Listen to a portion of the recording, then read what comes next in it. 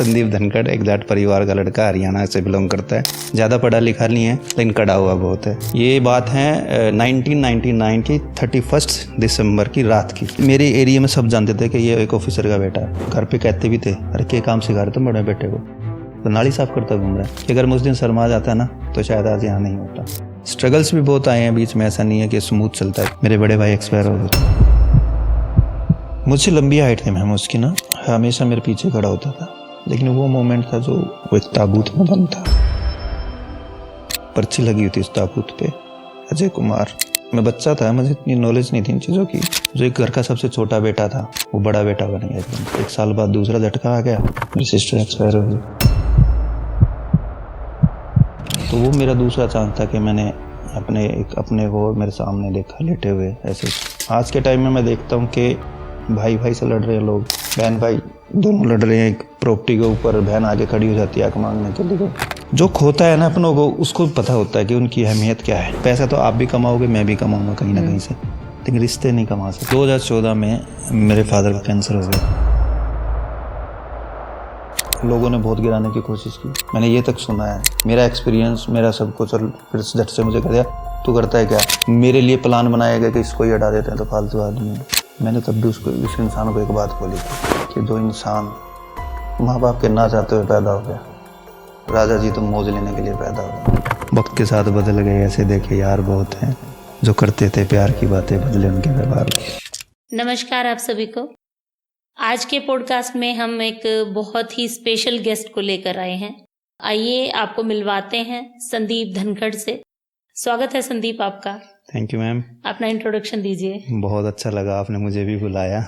Introduction क्या दूँ, एक जाट परिवार का लड़का।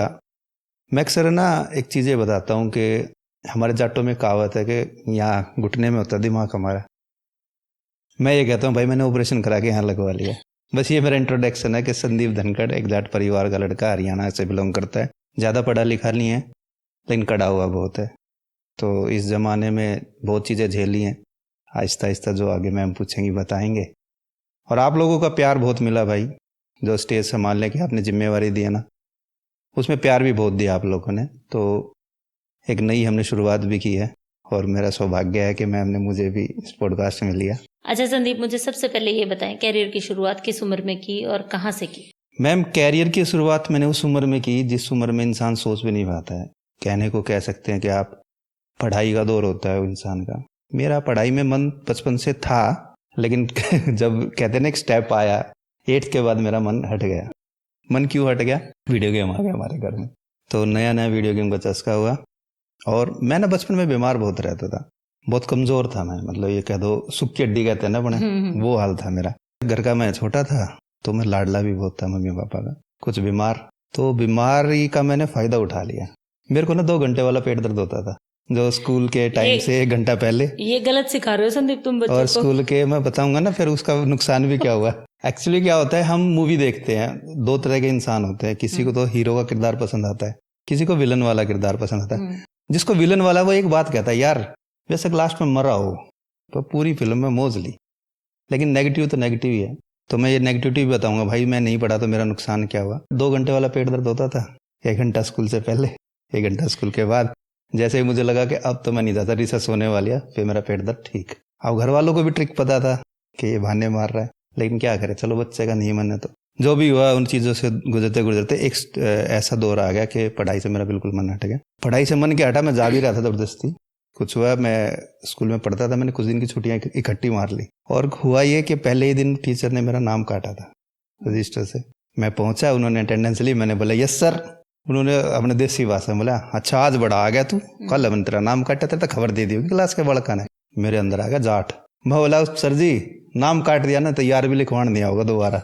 मैं मेरे घर वाले पूरे ये बोले तू पढ़ ले पढ़ ले। मैं बोला ना ना ना अब मैं नहीं जाऊँगा, नाम काट देता मैं पढ़ना नहीं। मतलब बहाना देखो मेरा, पढ़ना तो था ही नहीं। लेकिन बेस्ट ये होगा कि मैंने ना वो नहीं किया कि आवारागर्दी की नहीं पढ़ा तो, या कहीं और गलत संगति में पढ़ा, वो नहीं किया। मैंने बस डायरेक्ट ये बोला, घर वालों ने पूछा तो तेरा इंटरेस्ट क्या है। मुझे ना सजे धजे लोग और चमक धमक ही अच्छी लगी, तो मैंने फोटोग्राफी के प्रोफेशन को चुना। कि मतलब हर प्रोफेशन है अच्छा है, लेकिन इस प्रोफेशन में क्या होता है ना, आप कहीं जाओगे किसी घर में, शादी के घर में, सजे धजे लोग होंगे, खुशियों का माहौल होगा, आपकी जो स्ट्रेस से दूर जाओ, और सबसे बड़ी बात, फोटोग्राफर सबको हंसाता है, स्माइल प्लीज, चाहे हमारे कितने भी दुख है, हम सामने वाले को कहते हैं स्माइल प्लीज, तो उसकी हंसी को देख के हम दुख भूल जाते। मुझे ये प्रोफेशन अच्छा लगा, तो मैंने फिर ये प्रोफेशन सीखना स्टार्ट किया। ये बात है 1999 की 31 दिसंबर की रात की।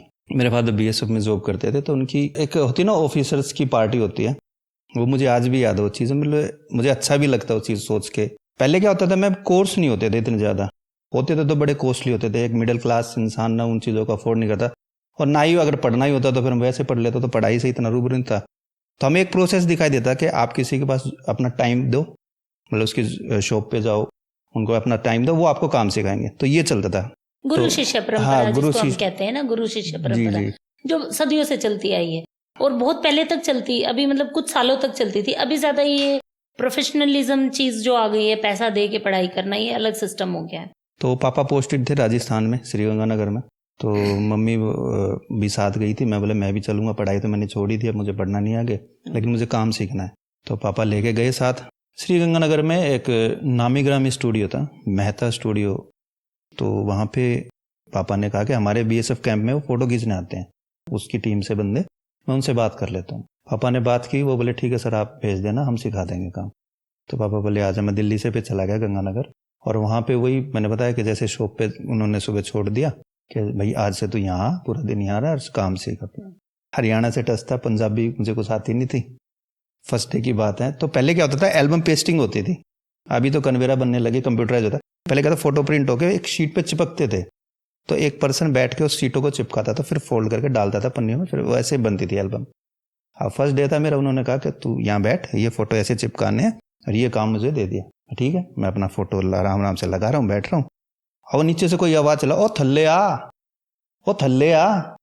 मैं बोला किसी का नाम होगा थल्ले, मुझे क्या लेना थल्ले वल्ले से भैया। नीचे से आवाज लगाया जा रहा है, लगाया जा रहा है, मैं अपने मस्ती में, अपने मेरे को काम दिया मैं वो करना है, मेरे को काम दिया वो करना है। बंदा ऊपर आया, कह रहे तेरे को सुनाई नहीं दे रहा? और सुन रहा, फिर अब मुझे कब बुला रहे थे, मेरा नाम थल्ले थोड़ी ना, संदीप नाम मेरा। तो कह रहा हो भाई पंजाबी में थल्ले आ मतलब नीचे आ जा। मैं यार मुझे क्या होता। तो मतलब एक लैंग्वेज प्रॉब्लम भी ऐसी हुई। फिर काम सीखता गया। वो बड़े बुजुर्ग थे, वो बाबूजी कहते थे सब उनको। तो ये होता था। आज तो हम सोचते हैं कि यार मैं क्यों किसी को चाय पकड़ाऊं, मैं क्या ऑफिस बॉय हूँ, मैं तो काम सीखना है। लेकिन उस वक्त भी देखो, हम उसके मुझे ड्यूटी मिली थी कि इनके घर से तुझे चाय लेके आनी है, उनका कप धोना है, उनको चाय पिलानी, लो बाबूजी। तो जब मैं ऐसा करता था ना, मेरे में नशा कुछ था नहीं, तो उनका फेवरेट हो गया मैं। 2-3 महीने बाद मेरा मन उखड़ गया वहां से, मुझे दिल्ली याद आने लग गई, क्योंकि मम्मी वापिस आ रही थी। फिर उन्होंने कहा पापा को कि देखो आपका बच्चा अच्छा है, अगर मेरे पास छोड़ दोगे 6 महीने तो मैं इसको वो टॉप लाइन का फोटोग्राफर बना दूंगा कि आप देखते रह जाओगे। पापा बोले रुक जा। मैंने कहा नहीं मुझे नहीं रुकना, मुझे जाना है घर। तो मैं आ गया वहां से। उन्होंने फिर भी कहा कि आप 1-2 महीना रुका हो, आपका मन नहीं लगा, फिर दोबारा आ जाना। फिर मैं गया नहीं, लेकिन जो शुरुआत मेरी वहां से हुई ना, तो मैंने बहुत अच्छा सीखा। कहने का मतलब ये है कि पढ़ाई मैंने बेशक छोड़ी, कम पढ़ा, लेकिन इन चीज़ों को प्रैक्टिकली मैंने सीखा। सीखते कुछ साल बाद मैंने अपना खुद का काम स्टार्ट किया। और मेरे साथ ऐसा हुआ मैम, मैंने फर्स्ट डे ही जैसे शॉप ओपनिंग की थी अपनी, मेरे पास वेडिंग आ गई। कितने साल के थे उस टाइम आप? मैम 17 साल का हूँ, 17-18 साल का ऐसा ही था तब। मैं 16 साल का काम सीखने लग गया था। अच्छा, मेरी पढ़ाई में ऐसा था, मैंने एक क्लास टॉप दी थी। मैं प्राइवेट स्कूल में पढ़ता था, सेकंड मैंने वहां से की। तो मैं बीमारी की वजह से पापा ने बोला कि तू गवर्नमेंट स्कूल में तेरे को ट्रांसफर कर देते, बीमार ज्यादा रहता है, यहाँ पे फीस वीस ज्यादा है, छुट्टी भी नहीं देते, ये नखरे करते हैं। तो कोई जानकार थे पापा के प्रिंसिपल गवर्नमेंट स्कूल में, वहाँ पे लेके गए। वो बोला यार तेरा लड़का प्राइवेट से पढ़ा हुआ है, और प्राइवेट की पढ़ाई सेकंड में इतनी हो जाती है कि यहाँ थर्ड में भी नहीं होती, तो इसकी सेकंड ऊपर कर दे, थर्ड में एडमिशन कर देते इसका। लेकिन मैं बेईमान नहीं हूँ, मैंने पूरी ईमानदारी रखी। मैंने उस क्लास को 10th में रिकवर कर दिया। एक साल 2 बार करी मैंने, 10th में फेल हो गया। मैं यार सेकंड टॉप रखी है तूने, एक साल क्यों एडवांस चलना यार, धोखा नहीं करना किसी के साथ। मैं 10th में फेल हो गया। और मैं आज चैलेंज देता हूँ भाई, आज के बच्चों को मेरे जितने नंबर ला के दिखा दो, खुला चैलेंज है भाई आपको। नंबर भी बता, मैं अपनी मार्कशीट दिखा सकता हूँ आप लोगों को। 33 से ऊपर अगर एक में भी हो ना, तो मेरे को आगे बोल देना। चैलेंज है आप लोग, एक साल फेल होने के बाद यहाँ 99 आने पे यार बच्चे फांसी खा रहे हैं यार। मैं आपको बताना इसलिए चाह रहा हूँ भाई कि नंबर मैटर नहीं करते हैं। जॉब के लिए आपको दिखाना पड़ता है, लेकिन जरूरी नहीं कि 100% ही हो। आप पढ़ रहे हो ना, अच्छे तरीके से पढ़ो, और ऐसी पढ़ाई पढ़ो जो आपके जीवन में काम आए।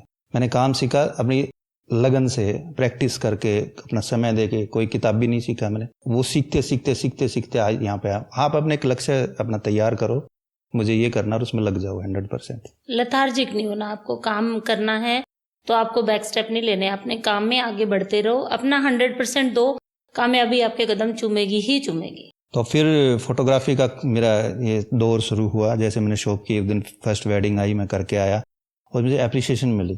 क्वालिटी में मैंने हमेशा ध्यान दिया, तो लोगों ने टीआरडी की वीडियोस देख के पता चलता है। हाँ, मैं ऐसे ही कई साल करता जा रहा था, काम करता जा रहा था। लेकिन अभी कुछ साल पहले क्या हुआ, तो दौर आया कि एकदम से ऑनलाइन आ गया सब कुछ, लोग ऑनलाइन ट्रांसफर होने लग गए। ना पढ़ने का एक यही बस एक ड्रॉप पीछे होता हूँ मैं, कि पढ़ाई का जब काम आता है ना, जैसे अभी एकदम से चेंज हो रहा है, एकदम से डिजिटल आए लोग, तो उसको सीखने में पढ़ने वाले से ज़्यादा मेहनत लगती है। अभी एआई आ गया, अभी उसमें और ज़्यादा मेहनत लगेगी। बस ये होता है फ़र्क ना पढ़ने का, आपको थोड़ा सा लगता है टाइम ज़्यादा। लेकिन भाई मैं एक बात सोचता हूँ कि कोई ड्राइवर है, मान लो किसी ने गाड़ी से की मारुति पे, कोई बैठ गया फिर शिल्लो में, या महिंद्रा की ले लो, टाटा की ले लो। टाटा की गाड़ी में पहले बैक गियर ऐसे लगता था उठ के, किसी में दब के लगता था बैक गियर सब में, किसी में दब के, किसी में उठ के, लगेगा जरूर बैक गियर। तो ऐसे ही कैमरों का है, ऐसे ही कंप्यूटर का है, ऐसे सॉफ्टवेयर का है। स्विच वही है, बेस वही है हर चीज़ का, आपको इफेक्ट वही लगाने, आपको कैमरे में वही सेटिंग करने, बस थोड़े से नाम चेंज है, उनकी नॉलेज आपको हो जाएगी जब आहिस्ता आहिस्ता काम करोगे। ये मैं अपनी फील्ड की बात कर रहा हूँ, हर किसी की फील्ड में ऐसा ही होता है, थोड़ा सा चेंज होता है पढ़ाई में, लेकिन चीज़ें वही हैं। बेसिक जो है ना, बेसिक आपके क्लियर होंगे तो आप सीख जाओगे। जरूरी नहीं है कि ज़्यादा पढ़ा लिखा हो। संदीप, यहाँ मैं आपको रोक के एक बात कहना चाहूंगी जी, कि ना सीखने की लगन बहुत जरूरी है।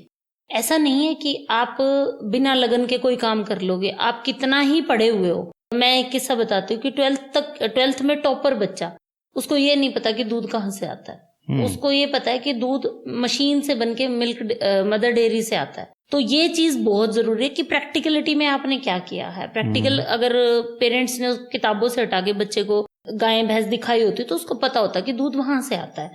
तो ये चीजें छोटी छोटी होती हैं, बट ये बहुत जरूरी होती हैं कि आपको प्रैक्टिकल लाइफ में जीना है और आंखें खुली रखनी है। आंखें, आप आसपास क्या ऑब्जर्व कर रही हैं, आप क्या चीजें पकड़ रहे हो, वो एक आदमी की कार्यशैली को ना बहुत प्रभावित करती है चीज। हाँ, मैं जो बात बता रहा था वो मेरी छूट गई थी लास्ट में। 1999 की 31 दिसंबर की रात जो थी, उसकी मैंने स्टोरी बताई नहीं। तो वो पार्टी थी वहाँ पे ऑफिसर्स की, और मेरा फर्स्ट डे था। मैंने बताया जैसे काम करना पड़ता था, मतलब बाहर के आउटडोर का फर्स्ट डे था। स्टूडियो पे मैं 2-3 दिन पहले से जाने लग गया था। उस इवेंट में मुझे लाया गया साथ में ही, मेरे फादर ऑफिसर हैं तो सामने खड़े हैं, और मैं वहाँ पे पहले कैमरे के साथ ना वायर जाती थी। लाइटमैन जो होता था उसको लाइटमैन बोलते हैं, जो अपने दादा भी बोलते हैं। तो लाइटमैन का काम यही होता है कि कैमरामैन की लाइट का वायर पकड़ना। तो मेरे फादर सामने ऑफिसर से मिले, मैं उनके पैरों से सर एक्सक्यूज मी वायर रह गई, हमारी वायर रह गई।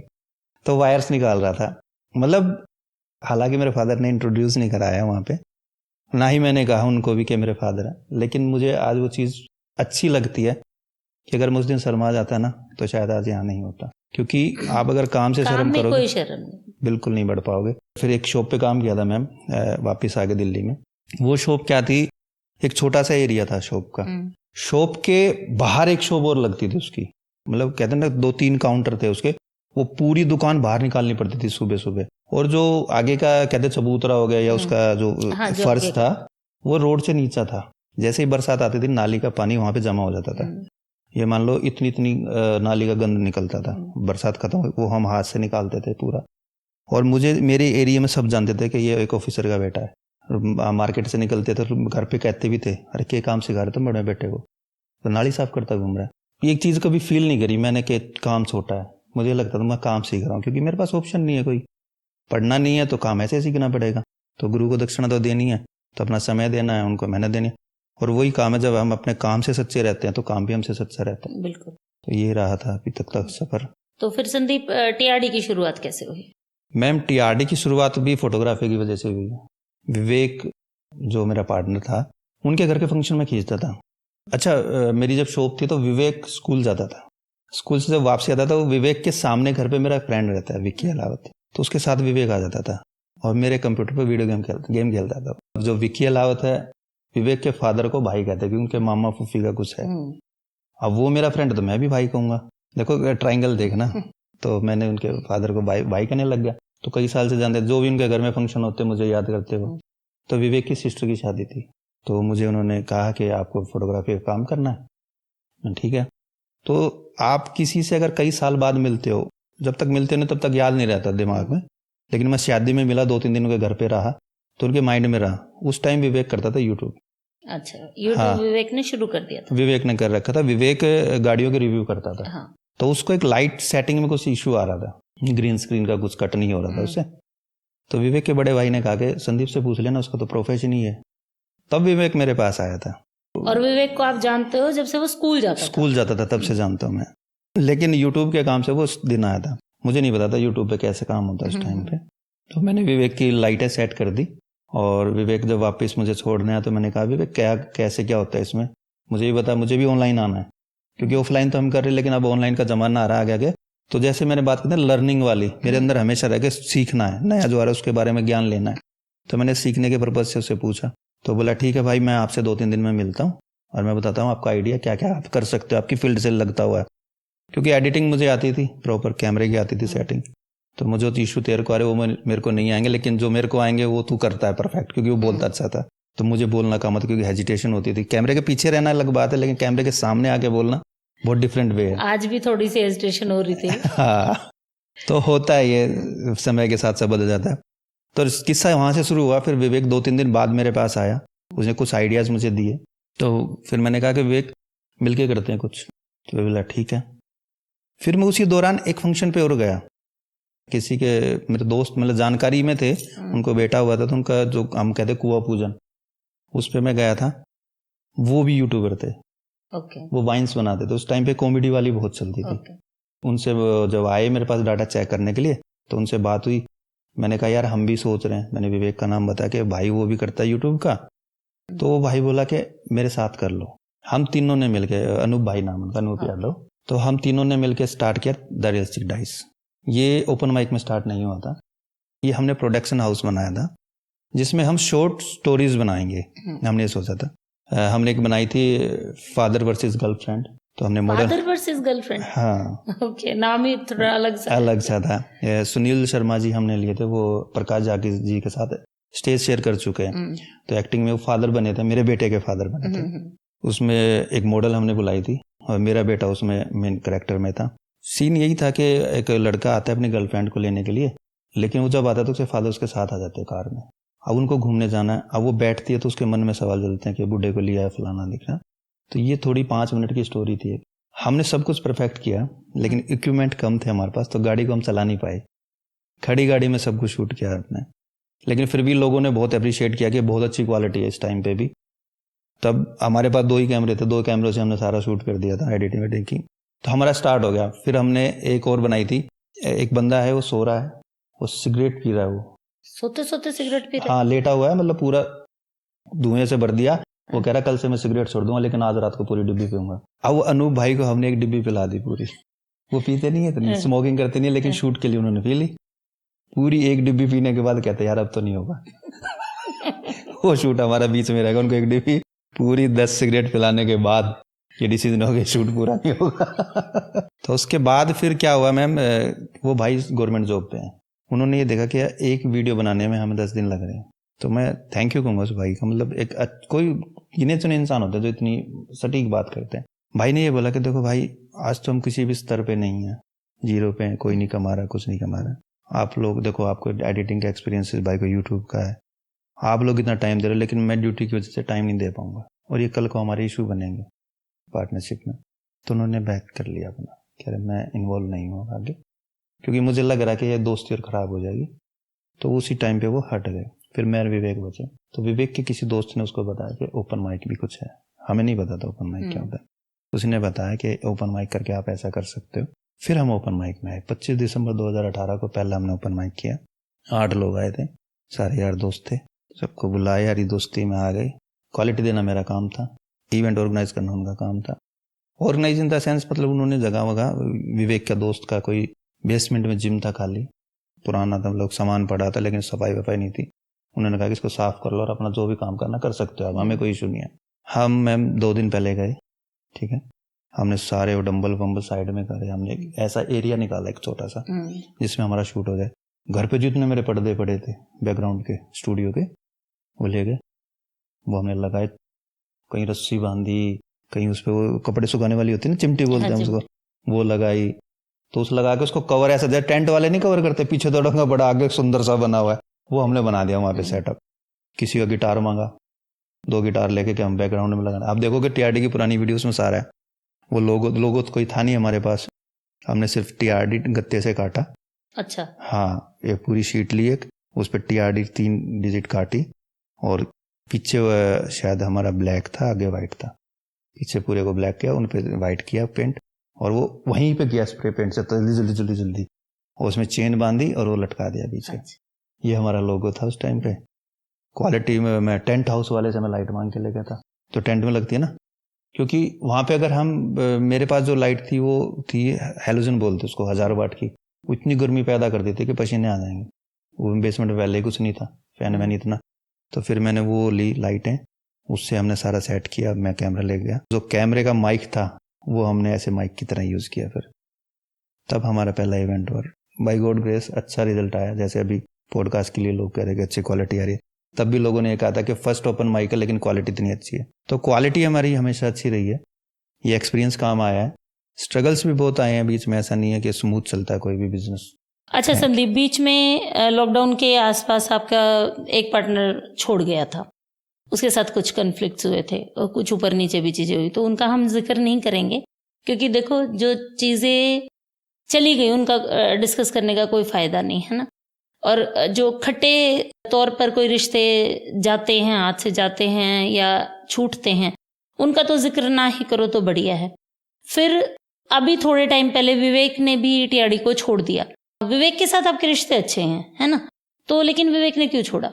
मैम रिश्ते, वो मेरा छोटा भाई था, जैसे बचपन से मैं उसको जानता हूँ। उसके फादर मुझे छोटा भाई कहते, वो मेरा छोटा भाई है। हाँ, भाई भाई भाई भाई भाई भाई, मतलब उसके पापा भी मेरे भाई और वो भी मेरा भाई, तो ये ट्रायंगल बना हुआ है।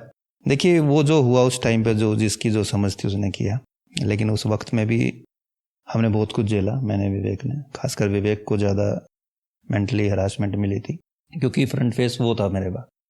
मैं तो थर्ड में फ्रंट फेस आया हूँ अभी, मैं तो पीछे कैमरे के पीछे ही रहता था। आधे लोग तो मुझे जानते भी नहीं थे, सिर्फ एक बायो पे नाम रहता था, उस पर कौन देखता है, क्योंकि फ्रंट फेस जो था उसको देखते हैं सब। अब आया हूँ मैं आगे। तो विवेक का ये कारण रहा, मैं बहुत ठीक कहूँगा उसको, उसका फैसला गलत नहीं किया उसने फैसला, क्योंकि बैचलर जब तक इंसान रहता ना तो कुछ भी करे, कमाए ना कमाए कोई फर्क नहीं पड़ता। विवेक रिसेंटली मैरिड हुआ था, तो जब 2 इंसानों की जिम्मेवारी हो जाती है आपस, तो कहते हैं ना लड़के पे तो ज्यादा रहती है सोच, बिल्कुल रहती है, हमारी सोसाइटी में वो बनाया ही गया है इस तरह। हाँ, तो वो एजुकेटेड भी है, तो उसको स्कोप नहीं दिख रहा था इसमें। मेरा ये प्रोफेशन है, मुझे प्यार है इस चीज से, मुझे कैमरों के साथ रहना, लोगों के साथ रहना अच्छा लगता है। तो उन्होंने डिसीजन लिया कि भाई मैं जॉब करूंगा। कहते हैं ना कि हंसी खुशी हम अलग अलग हुए, कोई हमारी लड़ाई झगड़ा नहीं है। वो आज भी आता है मेरे पास, हम आज भी वही भाई भाई की तरह रहते हैं, तो उसमें कोई गलत नहीं है। वो हंसी खुशी हम, उन्होंने कहा कि आप जिम्मेवारी संभाल लो या इसको भेज दो, तो वो मैंने जिम्मेवारी ले ली, जो मार्केट हमारी वैल्यू थी हमने हाँ, जैसे रिश्ते खट्टे करके नहीं छोड़ने चाहिए, और हाँ, रिश्ते तो खैर जो बने हुए हैं वो छूटते नहीं हैं, बिल्कुल, किसी न किसी रूप में आपके आगे आते रहते हैं। और दोस्तियां जो बरसों पुरानी होती हैं वो बहुत मायने रखती हैं। मैं जहां तक विवेक को जानती हूँ, आपको जानती हूँ, ये है ही कि आप लोग एक दूसरे के साथ खड़े हैं और खड़े रहेंगे हमेशा। लोग इवेंट में नोटिस करते थे हमें, मैं बैठा रहता था तो विवेक आगे मुझे पीछे से ऐसे दबाने लगता था, मतलब बड़े भाई वाली रिस्पेक्ट वो हमेशा दी उसने। लेकिन कभी क्या होता, होस्टिंग वो ज्यादा कर रहा है, मुझे लग रहा है उसका गला सूखता, तो मैं उसको पानी ऑफर करता था।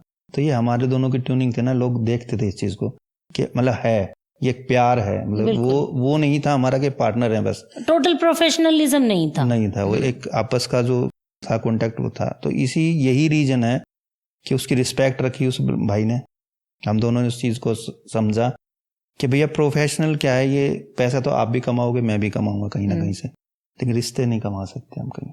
अगर इसको खटास में ले आएंगे ये 2 पैसे की वजह से तो गड़बड़ हो जाएगी, तो उसमें अच्छा रहा। तो अच्छा संदीप, ये तो प्रोफेशनल लाइफ की बात हो गई, क्या पर्सनल लाइफ के तार छेड़ सकते हैं? अब आपके सामने बैठे हैं, हम कहीं से भी पूछ सकते हैं, आप तो पॉडकास्ट ही ऐसा, आप तो लोगों के अंदर से निकलवा लेते सब कुछ। आप मुझे ये बताएं कि लाइफ का वर्स्ट मोमेंट क्या था? वर्स्ट मोमेंट मैम 2000 जब ईयर आया था, जैसा मैंने बताया कि मेरी शुरुआत भी उसमें हुई मेरे प्रोफेशन की, और मेरी लाइफ का वर्स्ट टाइम भी तभी आया था। मेरे बड़े भाई एक्सपायर हो गए थे, मैं काम ही सीख रहा था उस टाइम पे, दिल्ली आ गया था मैं, मेरी मम्मी का फ़ोन आता है मेरे पास कि तू घर आ जा। तो जब ये सबसे खराब मोमेंट मेरे लिए तो था, लेकिन मैं मेरी मम्मी की वो कहूँगा, उसमें हम जिक्र करते हैं ना कि किसी माँ बाप के सामने जमाने बैठे थे। मेरी मदर ने फ़ोन उठाया था कि ऐसे ऐसे आपका, मेरे ब्रदर जो थे बीएसएफ में थे, नाम तो बताएं उनका। अजय धनखड़, वो वहीं पे उनको कुछ वायरल हो गया था असम साइड में, तो उनको पानी शूट नहीं किया, तो उसको ना मलेरिया हो गया था मच्छरों की वजह से, और वहाँ पे उनकी डेथ हो गई थी। तो उनका वहाँ से फ़ोन आता है बीएसएफ से कि आप अजय कुमार के घर से बोल रहे हैं? तो मम्मी बोला हाँ। क्या था, किसी जेंट्स से बात करो। तो मम्मी बोली कि जेंट्स तो कोई नहीं है, मेरे हस्बैंड से ऑन ड्यूटी है, पापा भी बीएसएफ में थे और मेरे ताऊ भी बीएसएफ में थे, और मेरे ताऊ जी जहाँ मेरे ब्रदर थे उससे थोड़ी दूरी पे ही किसी दूसरी बटालियन में थे। तो उन्होंने उनको भी कॉल कर दिया था और घर पे भी कॉल किया, और उन्होंने कहा कि क्या आप सुन पाएंगे? मम्मी बोली आप बताइए क्या बात है। तो उन्होंने बताया कि अजय कुमार अब नहीं रहे। तो मम्मी ने मुझे कॉल किया कि तू घर आ जा जल्दी से। मैं घर गया तो घर पे माहौल कुछ अलग सा ही था।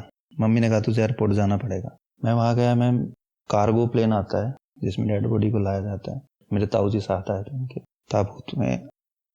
कुछ चीजें निकालनी जरूरी होती हैं संदीप, प्लीज। मुझसे लंबी हाइट थी मैम उसकी ना, तो हमेशा मेरे पीछे खड़ा होता था, लेकिन वो मोमेंट था जो वो एक ताबूत में बंद था। कार्गो से वो ताबूत आया तो उस टाइम सिर्फ एक पर्ची लगी हुई थी इस ताबूत पे, अजय कुमार। हालांकि मैं बच्चा था, मुझे इतनी नॉलेज नहीं थी इन चीज़ों की। जो एक घर का सबसे छोटा बेटा था वो बड़ा बेटा बन गया एकदम से, खोटा सिक्का घर का। हाँ, मैं अपनी लाइफ अगर बताऊं तो देखो, हम 3 बहन भाई थे, मेरे ब्रदर थे बड़े, सिस्टर थी, और मैं जो कहते हैं अनचाहा बच्चा। मेरी मदर फादर नहीं चाहते थे कि मतलब अब इस बच्चे को हम जन्म दें। अब वो खोटा सिक्का जो कहते हैं ना कि उसका जो प्लान होता है ना उसको वो ही जानता है, परमेश्वर ही जानता है, भगवान जानता है। उसको पता था आने वाले टाइम में इस घर का चिराग यही बनना है, क्योंकि सांसें हमारे हाथ नहीं है, परमेश्वर के हाथ में। उसको पता है कितनी लिखी हैं। तो बड़ा भाई जब चला गया तो वो ओहदा मुझे मिल गया कि तू अब इस घर का बड़ा है, क्योंकि सिस्टर थी। खैर सिस्टर भी मैरिड थी उस टाइम पे, मैं बच्चा एक। ये ठीक हुआ, कुछ समय संभले हम। 1 साल बाद दूसरा झटका आ गया, मेरी सिस्टर एक्सपायर हो गई। एक्सपायर नहीं हुई, वो मर्डर्ड हुआ उनका। तब भी ऐसा ही हुआ कि फ़ोन आया घर पे, फ़ोन पे पीछे कुछ रोने की आवाज़ सुनाई दे रही, और उन्होंने कहा कि वो बीमार हो रखी है, एडमिट है। डाउट तो हमें हो गया था तभी। तब घर में कोई और जेंट्स तो था नहीं। मम्मी बोली कि तू जा फिर। तो वो मेरा दूसरा चांस था कि मैंने अपने वो मेरे सामने देखा लेटे हुए, ऐसे चादर में उड़ा रखा था उसको। बस मैं घर में घुसा, मैंने देखा कि मेरी बहन नहीं है अभी इस दुनिया में। मैं बाहर आ गया। घर पे मैंने फ़ोन किया तो और भी बैठे थे रिलेटिव, उन्होंने कहा कि तू घर से बाहर निकल जा, कुछ भी हो सकता है तेरे साथ। मैं उनके घर से 2 गली दूर होके मैं फ़ोन कर रहा था घर पे। फिर घर वाले आए, वो चीज़ें हुई, केस वेस हुए, जो भी हुआ वो चला गया वो टाइम भी। पर संदीप ये तो दोनों बाजुएं टूटने का काम हो गया। हाँ मैम, होता है। आज के टाइम में मैं देखता हूँ कि भाई भाई से लड़ रहे हैं लोग, बहन भाई दोनों लड़ रहे हैं। एक प्रॉपर्टी के ऊपर बहन आके खड़ी हो जाती है हक मांगने के लिए। जो खोता है ना अपनों को, उसको पता होता है कि उनकी अहमियत क्या है। भाई कहने को बहुत हैं, लेकिन जब असली भाई की जरूरत होती है ना कि हाँ, तो अपने ही आते हैं। मैं तो क्या ही बोलूं, अक्सर मैं सुनती हूँ कि निपुण अजय जैसी हरकतें करता है। हाँ, मेरा नाती जो है ना, वो इवन अब तो मेरी वाइफ कहती है, वो मेरे भाई ना एक आंख बंद करता था, मतलब एक आंख छोटी कह लो, वैसे उस टाइप से हो जाती थी उसकी। निपुण सेम करता है। और जो मेरी नाती ना, तुम्हें हाथ भी नहीं लगाने देता सुदेश को। जो मेरी नाती ना वो मेरी बहन जैसी है। दोनों वापस आ गए। तो देखो, जिंदगी की खुशियां हैं, आप ना अपने मन को कैसे भी समझा लो। अच्छा, एक जिक्र मैं जरूर करना चाहूंगी। मदर इन लॉज के बारे में कहा गया है कि ऐसी होती हैं वैसी होती हैं। I have never seen such a strong women like Sandeep's mother. Uncle बीमार रहे काफी सिचुएशंस में, खुद की उनकी पैर की चोट, एक बार संदीप ने बताया था कि पैर पे चोट लगी थी, उसके बावजूद वो किस्सा संदीप बताएंगे, मैं इतने अच्छे से मुझे याद नहीं है। संदीप बताएं वो किस्सा आंटी को जो पैर पे चोट लगी थी। मैम 2014 में मेरे फादर को कैंसर हो गया था, गले का कैंसर हुआ उनको। ट्रीटमेंट चला 2-3 महीने। मेरी मम्मी 2014 से आज तक अपने घर नहीं गई है, मतलब गई है तो खड़ी खड़ी गई है, ज़्यादा दिन रुकने नहीं गई है। 24 आवर मेरे फादर के साथ रहती है। मेरे फादर जो जीवित है ना, आज कहते हैं ना कैंसर का पेशेंट सर्वाइव नहीं कर पाता, मैं कहता हूँ कर सकता है अगर आपके साथ कोई सपोर्ट है तो। उस टाइम में जब हम हॉस्पिटल जाते थे तो होता है ना कि कैंसर का नाम ही बुरा है, तो उनको पता चल गया मेरे को कैंसर है, तो उनको ये होगा मैं तो कुछ ही टाइम का मेहमान हूँ, मुझसे गाड़ी में चलते हुए कहते मेरे पास तब गाड़ी नहीं थी, नई पुरानी सी गाड़ी थी। तो नई गाड़ी ले ले, मैं दूंगा पैसे। इसके पीछे ना एक चीज़ है, मेरे बड़े भाई ना जॉब नहीं करना चाहते थे बीएसएफ में। वो इलेक्ट्रॉनिक्स मैकेनिक थे, टीवी रिपेयर वाले। वो बंदा 3 साल, मतलब 1 साल तो उसने की यहाँ पे, 1.5-2 साल हुआ यहाँ पे रहा दिल्ली में, लेकिन ये रहा मैं नौकरी नहीं करूँगा, नौकरी नहीं करूँगा, नौकरी नहीं। मेरे फादर को लेटर लिखता रहता, मुझे बुला लो, मुझे नहीं करनी नौकरी, मुझे नहीं करनी। अभी लास्ट टाइम में जब वो गया छुट्टी काट के, तो बोला कि बस अभी ये पैसे जोड़ के लाऊंगा, फिर मैं गाड़ी लूंगा एक नई। तो वो बात मेरे पापा के जहन में थी। तो जब उनको बीमार हुए तो उन्होंने कहा कि तू नई गाड़ी ले ले। मैं ये बातें कहता था कि पापा गाड़ी भी आएगी नई और आप भी बैठोगे साथ में, सब ठीक होगा। मैं एक बात कहना चाहता हूँ, देखो मुझे नहीं पता, डॉक्टरी भाषा नहीं पता, दिमाग की बातें नहीं पता, लेकिन इतना पता है कि कोई बीमार है ना, उसके सामने नेगेटिव बातें मत करो। मैंने सुना भी था और मैंने प्रैक्टिकली देखा भी है। अपने फादर को एक बात याद दिलाता था कि उनके जवानी के टाइम में किसी मांगने वाले ने ऐसे ही आए थे और उन्होंने कुछ बातें बताई थी उनको, उनकी वो बातें पूरी हुई हैं। लेकिन उन्होंने एक बात और बताई थी कि ऐसा टाइम आएगा तुम्हारे पास बहुत पैसा होगा। आया नहीं है। मैं यही कहता था वो टाइम नहीं आया पापा, इसका मतलब आपका जीवन है। और मैं कहता हूँ भगवान देना भी मत इतना पैसा, ऐसा ही ठीक है। मेरे माँ बाप मेरे सर पे रहे, मुझे नहीं चाहिए उतना पैसा। अभी 9 साल वो ठीक रहे, 9 साल के बाद दोबारा से अभी लास्ट ईयर जून में उनको फिर से दिक्कत हो गई। कहते कैंसर कभी ख़त्म नहीं होता शरीर से। तो मैंने देखा है मेरे फादर का 2014 में हुआ, 2017 में फिर उनका ऑपरेशन हुआ, अब 2023 में उनको दोबारा से सर्जरी हुई है। लेकिन मेरी मदर का जो साथ है, जो उनकी सेवा का भाव है, मैंने देखा है मैम, हम मेट्रो में जाते थे तो मलगम आता है गले के कैंसर वाले को ज़्यादा, मेरी मम्मी ने ऐसे किया है, हाथ में ले लेती थी उसको, फिर डब्बे में डालती कि मेट्रो खराब ना हो। मैं कहता हूँ मैं उनकी औलाद हूँ, मैं भी नहीं कर पाऊंगा। नहीं कर, कोई नहीं कर पाता, ना कोई जीवन साथी कर पाएगा। मुझे तो ऐसा उदाहरण दिखानी है, शायद आपको लगे कि मेरे माँ बाप है, मेरी माँ, तो मुझे लग रहा है, लेकिन मैंने ऐसा उदाहरण कहीं सुना नहीं है। मैंने अपनी माँ को ही देखा है ऐसे सेवा करते हुए। उनकी सेवा की वजह से मेरे फादर आज भी जिंदा है और बाय गॉड ग्रेस ठीक है, बहुत ठीक हो गए, बहुत ठीक है। आज देखो सर्वाइव करते करते 2014 से 2024 आ गया, 10 साल हो गए उनको। बिल्कुल, ये सिर्फ उनकी सेवा का, और उनके दिमाग में ये बात, ये अब कहते हैं वो हमें, हालांकि वो अब इतना बोल नहीं पाते, इतनी साफ वर्ड आते नहीं, क्योंकि उनकी टंग का ऑपरेशन हुआ था तो टंग ढंग से चलती नहीं है अभी 2023 के बाद। पहले तो सही क्लियर बोलते थे। अभी दोबारा भी बीमार हुए, फिर से ये हुआ कि दोबारा हो गया कैंसर, अब तो मैं बचूंगा ही नहीं, फिर से भी मत हार गए थे। फिर हम सब खड़े हो गए आके, मेरी वाइफ भी, बच्चे भी। अब तो ये ना पीढ़ी बड़ी हो गई, बच्चे भी बड़े हो गए, राहुल भी अब जवान हो गया तो वो भी खड़ा हो गया, दादा मेहर आया, बच्ची आ गई, अब बच्चों के भी बच्चे हो गए, चौथी पीढ़ी होगी, तो परिवार बढ़ गया। तो फिर कहते कि तुम इतने खड़े रहते ना, फिर तो मैं जी जाऊंगा। सही बात है। अपने जब साथ खड़े हैं ना, तो आप हर जंग जीत जाते हो, हर जंग। जब आपके अपने आपके पीछे खड़े हैं, दुनिया की कोई जंग ऐसी नहीं है जो आप ना जीत सके। बात सेवा की नहीं है, जो स्ट्रेंथ है, मतलब एक लेडी की कह दो, मेरी तो माँ है घर, फिर आप लोग कहोगे कि अपनी माँ की तारीफ कर रहा है, लेकिन मैं बता रहा हूँ जो स्ट्रेंथ उनके अंदर है। एक बार क्या हुआ, मैं हमारे घर में टेनेंट आए थे, तो जाल होता है ना अपना बीच में, घर में छोड़ देते हैं, उसमें से अलमीरा चढ़ा रहे थे। वो कहते हैं ना वक्त जब बुरा आता है तो होता है। मेरी मम्मी कभी नहीं आती, कोई टेनेंट आता है तो किसी के का सामान को हाथ नहीं लगाती, उस दिन आ गई, चलो मैं अलमारी चढ़वाती हूँ तुम्हारी। वो ऐसा हाथ लगाया, वो अलमारी किसी हाथ से फिर से लगी और उनके घुटने पे आके गिर गई, पैर फ्रैक्चर हो गया। हम हॉस्पिटल लेके गए। उस दिन मेरा एक्चुअली वेडिंग फोटोग्राफी का जो है ना काम, ये बहुत जिम्मेवारी का काम है, कुछ भी हो रहा हो लेकिन आपको जाना पड़ेगा, क्योंकि किसी की शादी दोबारा नहीं हो सकती, एकदम से टीम भी अरेंज नहीं हो पाती है। मेरे पास था वेडिंग का प्रोग्राम, मेरी मदर को ले गए हम, उन्होंने ऑपरेट किया, कहती है तुम जाओ मैं अपने आप ऑपरेशन करा लूँगी। सर्जरी हुई, हम फंक्शन पे चले गए, मेरे फादर भी चले गए मेरे साथ, कहीं जानकारी में तो उनको भी जाना था, अकेली ने ऑपरेशन करा लिया। ठीक है, शाम को गए, ठीक ठाक मुझे बोली होगा मेरा ऑपरेशन। डॉक्टर ने कहा था कि आप चल नहीं पाओगे। ऑपरेशन हमने कर दिया, बड़ा मेजर फ्रैक्चर था वो, और 3 महीने पूरी रात बैठी बैठी अपने पैर को ऐसे मोड़ती थी, कभी सीधा करती कभी मत, खुद एक्सरसाइज करती रहती, खुद मसाज करती, घुटने पे मैं खुद करूंगी। फिर चलना स्टार्ट किया, पहले थोड़ी थोड़ी लंगड़ा के चली, फिर बोलिए मैं दूध लाने जाया करूंगी। हम 3-4 किलोमीटर दूध से दूध लाते हैं, स्टार्ट किया, आज वो पैर बिल्कुल ठीक। तो वो खुद की जब जीविका हो तो आदमी किसी भी चीज से निजात पा सकता है। अभी की बात है मैम, लास्ट जो पापा को ऑपरेट हुआ तो ट्रिकोसमी डली हुई उनको, तो यहाँ पे एक पाइप डलती है। रीज़न क्या होता है कि जब रेडियोथेरेपी होती है ना, तो गले की नसें ना बिल्कुल, आप कहते हो किसी पाइप को गर्म कर लेते हैं हम, तो पाइप कैसा हो जाता है, उसमें कोई स्ट्रेंथ नहीं रहती है, ज़्यादा डालोगे ऐसा, तो ऐसे नसें हो जाती हैं और स्वेलिंग आ गई थी गले में। तो इतना सा रास्ता था, बिल्कुल छोटा सा। हम डॉक्टर को वैसे दिखाने गए थे कि इनको ब्रीथिंग में कुछ इशू आ रहे हैं।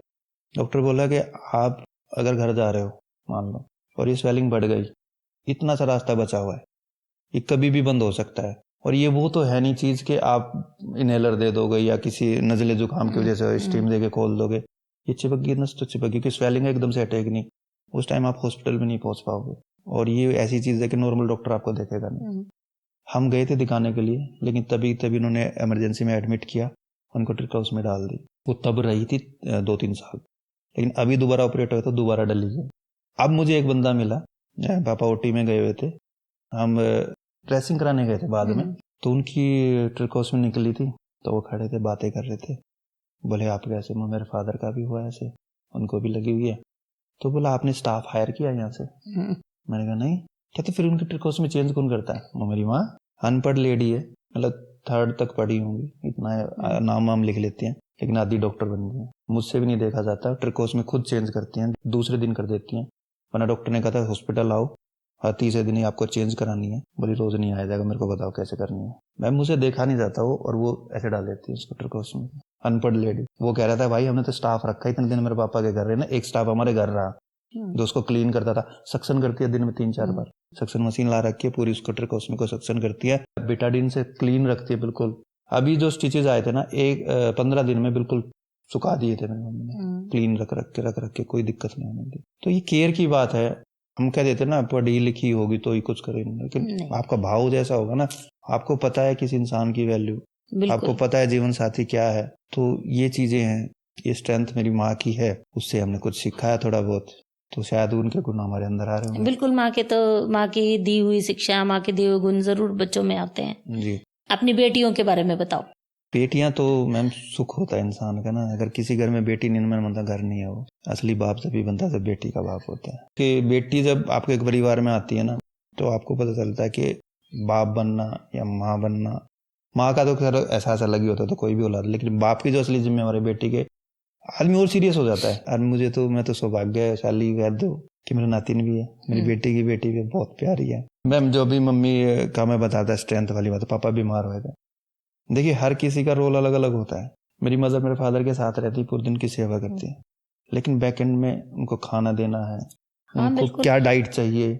पूरी बड़ी फैमिली है, पूरी बड़ी फैमिली में सबका अलग अलग खाने का सिस्टम। हाँ। छोटे बच्चे भी वहीं रहते हैं, है ना। वो सुबह उठती है, हाँ, सुबह उठते ही राहुल को कई बार कॉलेज जाना होता है, वो हमारा अलग ही मिजाज का इंसान है, उसको ज्यादा फैंसी नहीं चाहिए। हाँ। उसके लिए अलग बनेगा, उसको जीरा पसंद नहीं, ये पसंद नहीं, उसके लिए अलग छोटा सा उसका अलग खाना बनेगा। फिर आती है निपुण की बारी, वो स्कूल जाना, उसका भी टिफिन तैयार कर। फिर छोटी वाली गुड़िया कॉलेज जाती है, उसका खाना अलग। तो 3-4 तरीके के खाने सुबह सुबह बनाने पड़ते हैं उसको उठते ही, और पूरा दिन भागा दौड़ी। जो कहते हैं ना कि घर में औरत को क्या काम है, जरा कैमरा लगा के देखो घर में, फिर पता चलेगा कि क्या काम है। देखता घूमती रहती है। हाउस वाइफ नहीं कह सकते उनको, हाउस मेकर है। अगर औरत घर नहीं संभाले ना, तो हम बाहर आ ही नहीं सकते। आज हम यहाँ पे पॉडकास्ट कर रहे हैं ना, तो टेंशन फ्री होकर इसलिए कर रहे हैं कि घर पे है वो संभालने वाली। मैं ही मानता हूँ फैमिली क्या होती है। देखिए हर किसी की फैमिली में लड़ाई होती है, हमारी भी होती है। वो तो 2 बर्तन होंगे तो खटकेंगे ही ना, साइड से निकलते हुए बच जाते हैं। फैमिली ये है, बेशक आप अलग अलग हो, नहीं बोल रहे, नहीं चल रहे, कोई बात नहीं, एक दूसरे को देगा, जब जरूरत पड़े तो ये बन जाओ। बिल्कुल, मेरा मानना है। हमारे जीवन में जब भी कठिनाई का समय आया ना, तो हमने ये बने। वही रीजन है मैम कि लोगों ने बहुत गिराने की कोशिश की। लोगों ने कहा था तुम पढ़ा लिखा नहीं है, इसको क्या पता। हम एजुकेटेड है। मेरे साथ बिजनेस में भी हो, ऐसा जीवन में भी कई बार होता है। बाहर लोग पढ़े लिखों को ज्यादा हाँकते हैं, ये एजुकेटेड है, इसको इंग्लिश बोल नहीं आती है तो ये अच्छा ज्ञानी है। उनको ये नहीं पता कि ये पढ़ा हुआ है सिर्फ, और हम कड़े हुए हैं। हम उस दौर से गुजरे हैं। आप एक तो किसी से गूगल मैप से पूछोगे रास्ता क्या, एक उस रास्ते से गया हुआ होगा ना, ये भी बता देगा ब्रेकर कहाँ पे है। बिल्कुल। तो हम उस दौर से गुजरे हैं, हमने वो लाइफ देखी है। मैं ऐसी गहराई में गया हूँ मैम, मुझे ये लगता था कि कोई नहीं है। अच्छा संदीप, मैं इंटरप्ट करूंगी तुम्हें, मुझे एक बात और पूछनी है। तुम अक्सर जब बातें करते हो ना, तो तुम बहुत ज्यादा भगवान के बारे में डिटेल में बातें करते हो, वो चैप्टर कहाँ से शुरू हुआ, क्या किया, कैसे तुम एंटर करे वहां पर? ये 2014 की बात है। भगवान धार्मिक तो मैं था शुरू से, मुझे अच्छा लगता था। मैं चाहता नहीं तो संत महात्मा था।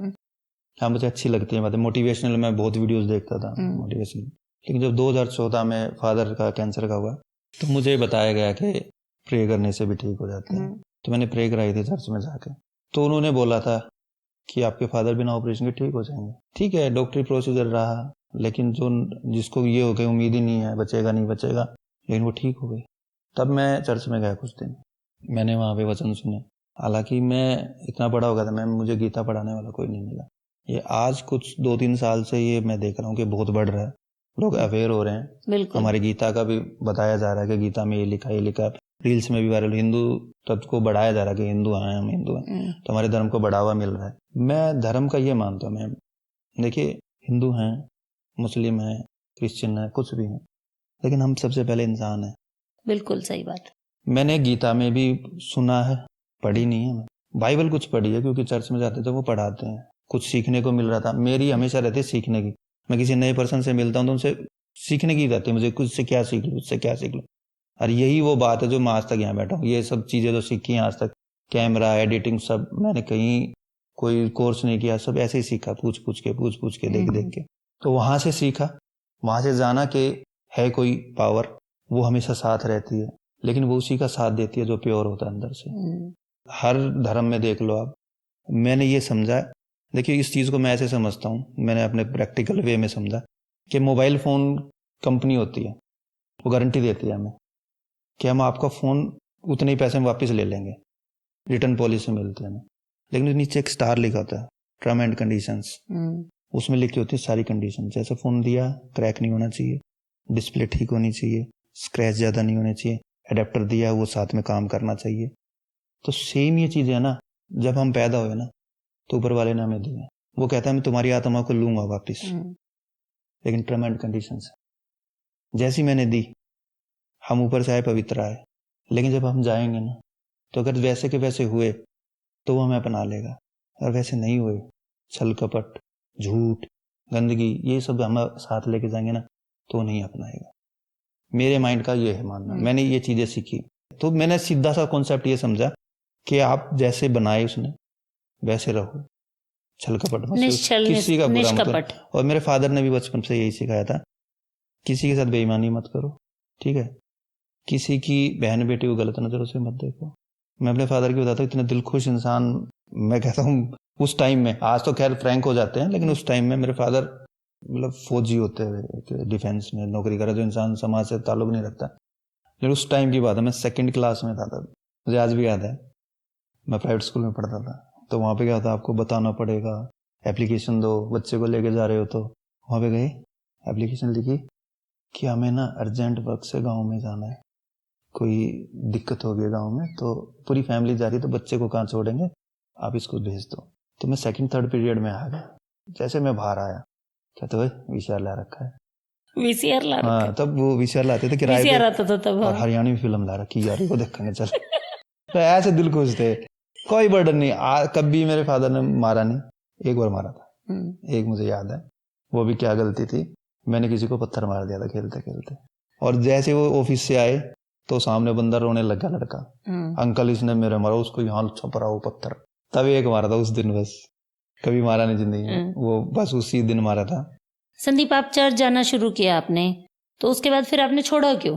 मैम कुछ बातें मैंने देखी वहां पे ना, देखिए ज्ञान अच्छी चीज है, ज्ञान बहुत अच्छा है, जो ग्रंथ है हमारे, बाइबल कह लो, अपने ग्रंथ जो हैं, गीता है, इनमें लिखा सब है, अच्छा लिखा है, लोग बोलते भी उसके थ्रू, ऐसा करो, भाई हमको गुरु कह देते हैं, कहीं अपने होते इनके में फादर कह देते हैं, पास्टर कह देते हैं।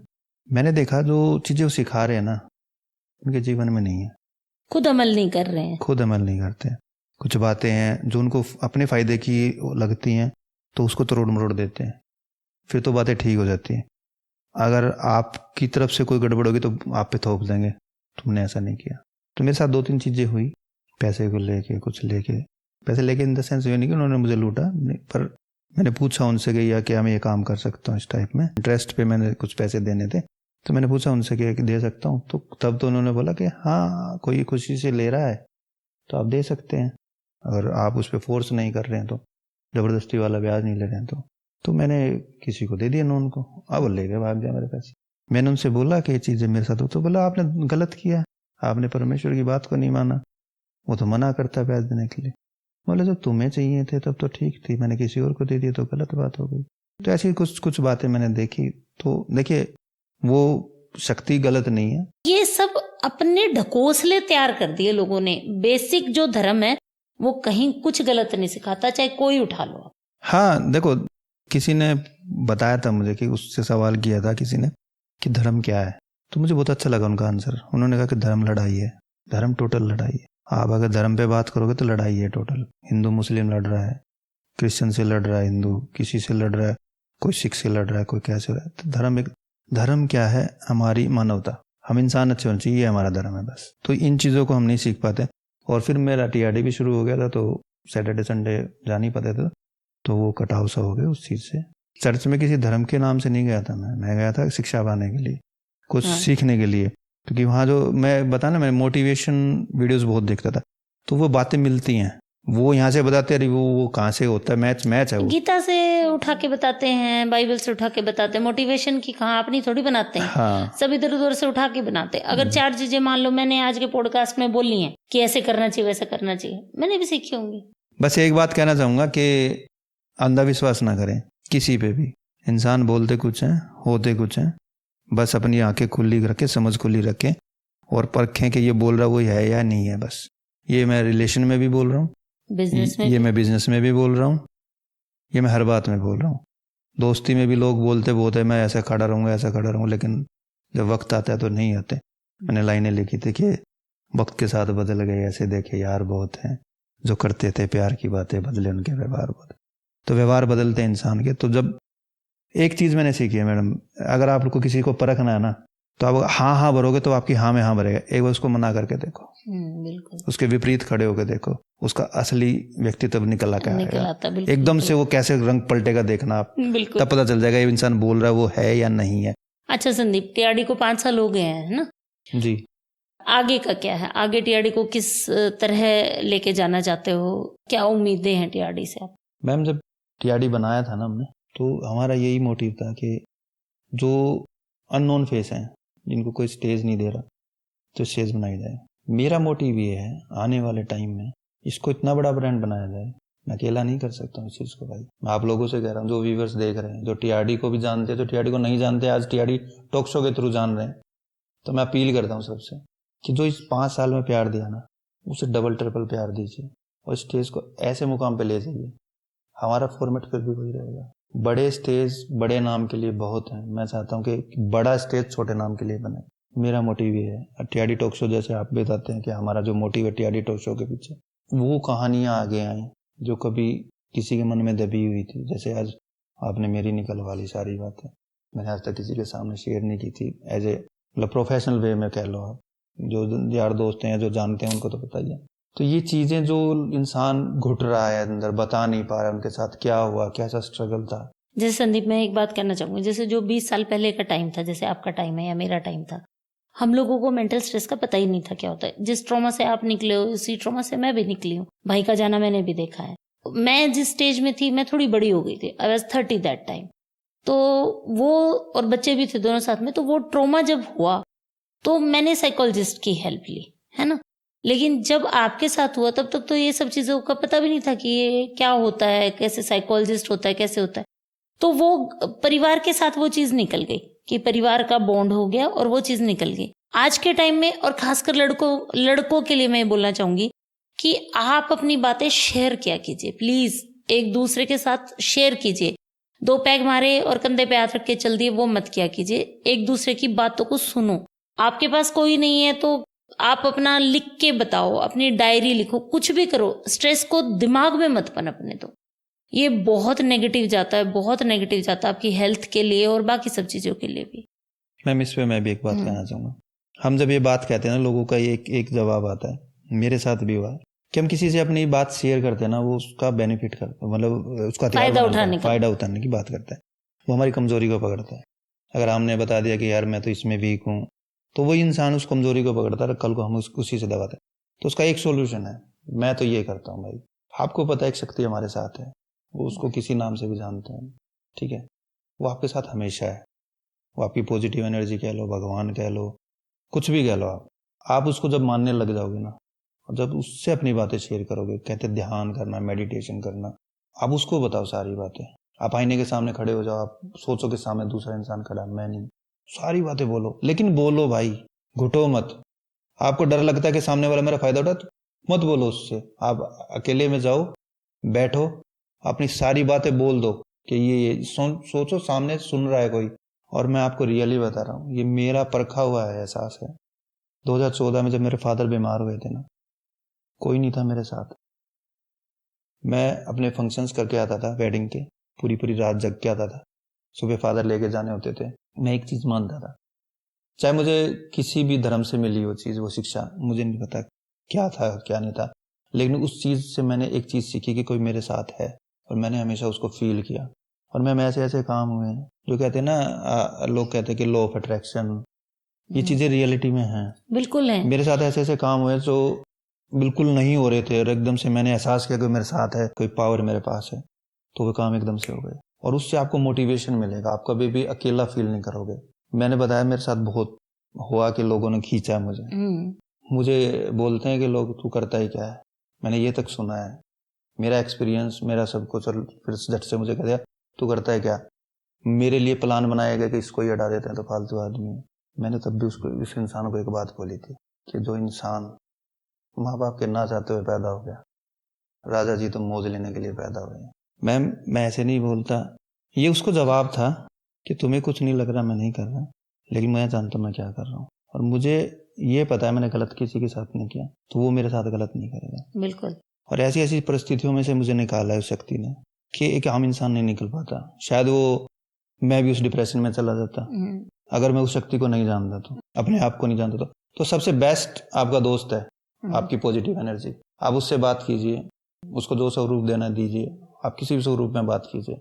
आपको कोई नॉन चला गया, उसको भी आप कह सकते हैं कि मेरा भाई, मेरी बहन, जो भी, आप उसको बुला सकते हैं, अपने पास बिठा सकते हैं, उसको बताओ सारी बातें। वो आपका फायदा नहीं उठाएगा, लेकिन आपको मोटिवेशन बहुत मिलेगा, और आपके ख्यालों में, आपके जहन से वो बातें करेगा और आपको सही राह दिखाएगा। ये मेरा एक्सपीरियंस है। मेरा एक्सपीरियंस सेम है। 2017 में आई लॉस्ट माई सिस्टर। मेरी फैमिली में हम 3 बहन भाई और मम्मी पापा थे। तो पहले मम्मी पापा चले गए, फिर भाई चला गया, और 2017 में I lost my sister also. तो मेरा तो अंतिम सत्य था वो, एक तरह से आप कह सकते हैं। लेकिन उसके जाने के बाद जो एनर्जी मुझे मिली है, मैं एक टाइम में 106 किलो की होती थी। 106 किलो 5 फुट 4 इंच के बंदे को क्या बनाता होगा, आप सोच सकते हो। उसके बाद जो मेरी जर्नी स्टार्ट हुई है ना, मैंने धीरे धीरे सिर्फ वॉक करके आई लूज माई वेट। उसके बाद मैंने पोइट्री करना स्टार्ट किया। उसके बाद आज मैं इस पॉडकास्ट पे बैठी हूँ। मेरा अपना बहुत अच्छा घर हो गया। मतलब क्या चीज जो मुझे चाहिए थी वो मेरी बहन ने मुझे दी है। ये मैं पब्लिकली एक्सेप्ट करना चाहती हूँ कि वो चली गई, पर वो अपनी एनर्जी मेरे साथ छोड़ गई। अभी मैं अक्सर विवेक से करता था ये बातें। कभी भी हम बिजनेस है, काम कर रहे हो, आपको ना कोई डाउनफॉल तो आता ही है, तो कहता था भाई आपको तो एक्सपीरियंस है, मैं तो नया नया है उस चीज़ों में, भाई जवान उम्र उसने नहीं देखी। बिल्कुल छोटा है वो तो बहुत। हाँ, तो मैं एक बात कहता था, जब मैंने अपनी बेटी की शादी की ना मैम, तो मेरे साथ स्कैम हो गया था कुछ, मेरे कोई पैसे लेके चला गया था, तो मैं बिल्कुल जीरो पे था और बेटी की शादी करनी थी। तो मैं उसको विवेक को यही बात बताता था, विवेक जब बिना पैसे के मैं बेटी की शादी कर सकता हूँ, तो मैं तो करने वाला नहीं हूँ, खैर करना तो उसने नहीं किया है, तो अगर जब वो बेटी की शादी करा सकता है ना, तो कुछ भी करा सकता है। तो ये जो मोटिवेशनल बातें हैं ना आपकी, अपने आप को मोटिवेशन देने के लिए कि वो है मेरे साथ, किसी भी रूप में आप मान लो उसको, जो कुछ अभी हमने पहले एक पॉडकास्ट किया था, तो एक वही बात हो रही थी कि उसके लो टाइम में उसके हस्बैंड ने उसका बहुत साथ दिया। तो एक जो वो शब्द है ना, मैं हूं ना, अगर आपके साथ कोई इंसान नहीं खड़ा है ना, तो आप अपने परमात्मा को याद कीजिए, वो आपके साथ खड़ा है। वो मैं हूं ना वो बन जाएगा अगर आप चाहेंगे तो। आप अगर उससे सहायता मांगेंगे, वो तभी सहायता करेगा, क्योंकि उसके पास बहुत काम है।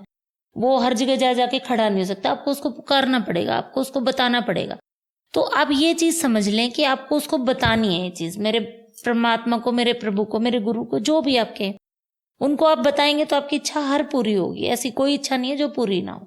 एक बात और बताता हूँ आपको, मुझे याद आ गई, खैर लंबा हो रहा है पॉडकास्ट, कोई बात नहीं, बात तो चलेंगी ना। एक ट्रोलर्स की बात बहुत आती है। मैं ये सवाल मैं पूछने वाली थी।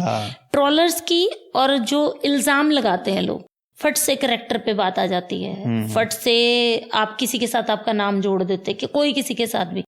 पोइट्री सर्किट में मैंने बहुत देखा है कि लोगों के नाम जोड़ देते, कोई दो लोग साथ खड़े हो गए, उनका नाम जोड़ दिया। आपने कुछ अच्छा काम कर लिया तो आपके लिए गंदा बोलना शुरू कर दिया पीछे से।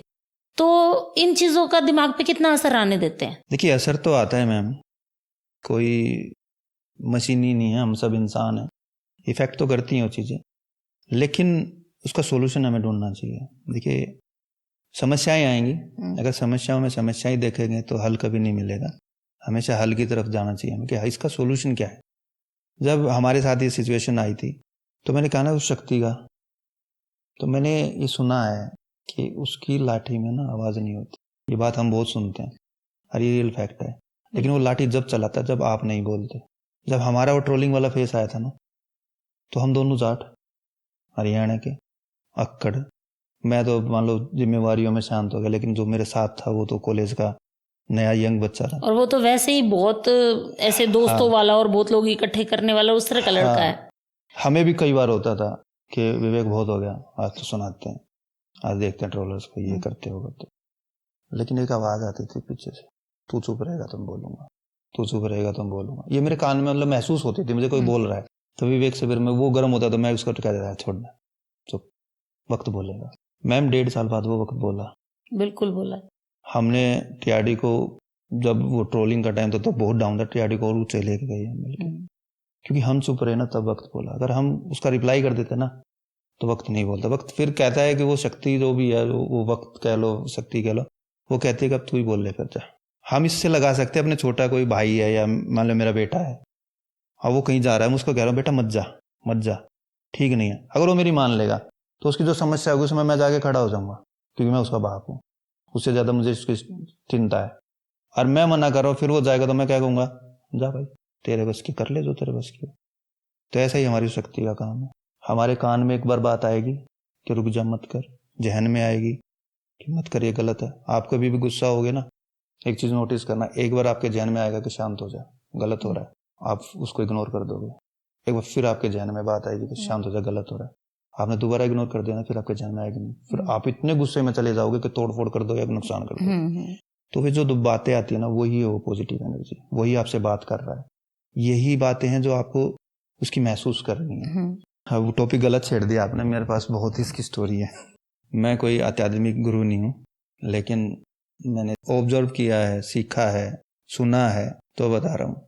हम जब ऊंचाइयों पे होते हैं या हमारी जिंदगी सही चल रही होती है, हमें नहीं पड़ी होती कौन भगवान है, कौन शक्ति है, कोई हो, मौज ले रहे हैं, लेकिन फिर महसूस करना एकदम से डाउनफॉल आएगा आपका, बिल्कुल सेट चल रहा होगा, एकदम से नीचे आओगे आप। तो उस पे एक उदाहरण देते थे, मैंने सुना था कि इजराइल में जो चरवाहे होते हैं, उनके बड़े बड़े भेड़ होती हैं, उनके पास बहुत झुंड होते हैं, मतलब भेड़ों के ना, हर भेड़ का चरवाहा नाम रखता है बकायदा, नाम से वो कंट्रोल करता है उनको।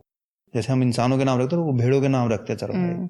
कई भेड़ें ऐसी होती हैं जो कूदती हैं इधर उधर, उछलेंगी, उसको सुनेंगी नहीं। तो मैंने सुना है, मुझे पता नहीं रियल होता है क्या होता है, मैंने सुना है कि चरवाहा उसके पैर तोड़ देता है, फ्रैक्चर कर देता है उसके पैर में। अब हमें लगेगा अरे तो बहुत बुरा किया उसने, उस भेड़ के पैर तोड़ दिया, उस जानवर का क्या, उसकी क्या समस्या थी, उसको क्यों उसने तोड़ा। लेकिन उसके पीछे स्टोरी समझना, जब चरवाहा उसके पैर तोड़ता है ना तो वो भाग नहीं पाती, चल नहीं पाती, फिर वो चरवाहा उसको यहाँ उठा लेता है। उसको हम फोटो में भी देखते हैं, चरवाहा गोदी में रखता है। जब उसको गोदी में रखता है ना तो उसके दिल की धड़कन के पास रहती है वो भेड़, वो बोलता है, उससे बातें करता है, तो वो सुनने लग जाती है। थोड़े दिन में उसके पैर ठीक हो जाते हैं। वो ऐसा नहीं कि उसके काट देता है, तोड़ता है भी ऐसे कि थोड़े दिन फ्रैक्चर रहेगा, ठीक हो जाएगा। जब वो ठीक होती है ना तो उससे कनेक्शन बन जाता है उसका, और जब वो आराम से ही बोलता है ना तो सुनती है वो। सेम हमारे साथ होता है भगवान के साथ। जब हमें डाउनफॉल में लेके जाता है ना परमेश्वर भगवान, तो हमें अपनी आवाज सुनाना चाहता है वो, कि सुन मैं भी कुछ कह रहा हूँ, तू ही नहीं है मैं हूँ। तो हमें बताना चाहता है कि मैं हूँ तेरे साथ, मैं हूँ तेरा सब कुछ, तो अपने आप को मत कर। अगर उस आवाज को सुन के हम कह देते हैं हमसे गलती हो गई, वो फिर हाथ पकड़ के निकाल लेता है। मेरे साथ हुआ है ये से। एक स्टेज आई भाई की डेथ के बाद, मुझे लगने लगा था कि दुनिया खत्म हो गई अब, अब कुछ नहीं बचा है मेरे पास, और मेरा किसी से झगड़ा नहीं। मैं रोज भगवान के आगे बैठूं और लड़ूं, और एक दिन उठा के मंदिर सारा का सारा जाके जमुना जी में प्रवाहित कराई कि आपने मेरे लिए मेरी सबसे प्यारी चीज ले ली, मुझे नहीं है आपको अपने, मेरे को भगवान में है नहीं। लड़ाई करते और वर्स्ट कंडीशंस हो गई, मेंटल हेल्थ खराब होगी, और भी बहुत सारी चीजें ऐसी होती चली गई कि मतलब मैं गर्त में जाने लगी एक तरह से। आप सोचो, वही है, भगवान में विश्वास तो हमेशा से ही रहा है। मंदिर तो मैं नहीं लाई, पर मैंने जोत लगानी शुरू कर दी। मेरी बड़ी बहन कहने लगी कि बस जोत लगा दे। हम जैसे मेरी पेरेंटल साइड आ रही है समझिए कि तू बस ओम की जोत लगा ले, तू भगवान की मूर्तियां मत ला, तेरे को लग रहा है, तू प्लीज मेरे कहने। उसने बहुत मेरे को फोर्स किया, मैं जोत लगाने लग गई। मैंने जोत लगानी शुरू की तो मैं ऐसे नहीं कि जोत लगाई और उठ गई, मैं ये कहती थी, यही चाहता था ना कि मैं तेरे आगे झुक जाऊं, ले मैं तेरे आगे झुक गई, अब खुश। मतलब मेरे मन में फिर भी लड़ाई थी, और जब ये बात मैं कंटिन्यू रोज कहती ना, मैं धीरे धीरे धीरे धीरे मैं झुकने लग गई। धीरे धीरे धीरे धीरे मुझे समझ में आ गया कि यही शक्ति है जो हंसाएगी भी और रुलाएगी भी। जब से मैंने सरेंडर किया, मेरी लाइफ टोटली बदल गई। और ये मतलब अपने ऊपर बीती हुई बात है, कहानी नहीं है, कि जब मैंने टोटली भगवान के आगे सरेंडर किया, खुद को छोड़ दिया कि अब जो करना है तू कर। बस पहले मैं लड़ती थी कि मेरे अच्छा तू मुझे रुलाएगा, ले मैं हंसूंगी, ऐसे करती थी। पर फिर मैंने सरेंडर कर दिया कि तू ही हंसाएगा और तू ही रुलाएगा, और उसके बाद उसने मुझे कभी नहीं रुलाया। यही है मैम, सरेंडर होना, मतलब कि रिश्तों में भी सरेंडर होना, भगवान के आगे भी सरेंडर होना, ये बहुत जरूरी चीजें हैं जो हमें सिखाई नहीं जाती है, सिखानी चाहिए। अपने ग्रंथ, अपनी गीता, रामायण सब पढ़ना चाहिए, बहुत कुछ सीखने को मिलता है। हम हर कोई ना बड़ा बनना चाहते हैं, नेम, फेम, पैसा, ये चाहिए सबको। लेकिन वो ये कहता है कि जो छोटा है, छोटा इन द सेंस गरीब नहीं, छोटा इन द सेंस ये कि पैसा नहीं कमाना, कोई गरीब बन के छोटा रहना, छोटा इन द सेंस मन से। जैसे आपने झुकने वाली बात की ना, उससे मैं बता रहा हूँ कि जो दिल से छोटा होगा ना, जो इन सामने वाले इंसान को दयालु भाव से देखेगा, उसकी सेवा करने की कोशिश करेगा, तो मैं उसको बड़ा बनाऊंगा। इंसान झूठ बोल के, धोखा करके पैसा ले जाता है। लेकिन मैंने देखे खुद, मैम मेरी ज्यादा उम्र नहीं है, लेकिन इस उम्र में मैंने चीजें बहुत देखी हैं। ज्यादा उम्र नहीं है, इस पे फोकस किया जाए। हाँ, कुछ साल पहले 18 का हुआ था। ज्यादा उम्र नहीं, लेकिन चीजें बहुत देखी हैं मैंने वो घर भी देखे हैं जो बहुत पैसे वाले थे, फ्रॉड करके बने थे, लेकिन आज कुछ नहीं है। मैंने वो घर भी देखे हैं जो मेहनत करके खाते थे, लेकिन आज बहुत कुछ है क्योंकि वो मेहनत करते थे। वो परिवार देखे जिसकी एक पीढ़ी में बहुत पैसा था, लेकिन उसकी तीसरी पीढ़ी ने आज बर्बाद कर दिया। वो परिवार भी देखे जिसके में पैसा नहीं था, एक पीढ़ी ऐसी उठी कि उसने अच्छा पैसा कमाया। तो सब आपकी नियति पे निर्भर करता है। तो यही नियति के साथ मैं अपना काम करता हूँ। जो ओपन माइक हम चलाते हैं, जो स्टेज हम चला रहे हैं, वो भी इस नियति से चलाते हैं। लोग कह देते हैं, इल्जाम वाली बात आपने करी थी, नाम तो कोई किसी का किसी के साथ भी जोड़ देता है। एक अपने देसी भाषा में कहते हैं बिना हड्डी की जुबान है, लेकिन हड्डी बहुत तोड़वाती है। बिल्कुल। हाँ, इसमें हड्डी नहीं है, लेकिन ये जब चलती है हड्डी बहुत तोड़वाती है। बिल्कुल। तो वही चीज है, इंसानों की बिना हड्डी की जुबान है, कुछ भी बोल देते हैं, इनको कोई फर्क नहीं। जब उन पे बीतती है तब उनको एहसास होता है, कईयों को तब भी नहीं होता। होता, ये बात तो पक्की है। हाँ, तब भी नहीं होता, हड्डी टूटने के बाद भी नहीं होता है। बिल्कुल, ऐसे जड़ बुद्धि लोग हैं। वो अपने घमंड में, ईगो में पड़े हैं। तो यही है भाई, जो भी काम करो दिल से करो, ईमानदारी से करो, और सीखने की लगन से करो। आप सीखते जाओगे तो सब होता जाएगा। जरूरी नहीं आप ज्यादा पढ़े लिखे हो, आपके अंदर लगन होनी चाहिए सीखने की। बस यही मेरा कहना है। अपने परिवार में, अपने काम में सच्चे रहो और बढ़ते रहो। थैंक यू संदीप, आज के पॉडकास्ट के लिए। थैंक यू मैम, आपने बुलाया। आज का पॉडकास्ट आपने सुना संदीप के साथ। बहुत सारी जिंदगी की बातें हुई, प्रोफेशन की बातें हुई, हर तरह की बातें की हमने, और शायद आप लोगों को कुछ ना कुछ सीखने को मिला होगा। और इसी तरह के और पॉडकास्ट अगर आपको देखने हैं तो हमसे जुड़े। और अगर आपके पास भी कोई स्टोरी है, या अपने जीवन की कोई कहानी जो आप हमें बताना चाहते हो, तो आप हमें संपर्क करें मेल पे या व्हाट्सएप पे। कमेंट, लाइक, शेयर, सब्सक्राइब बिल्कुल मत भूलिएगा। धन्यवाद।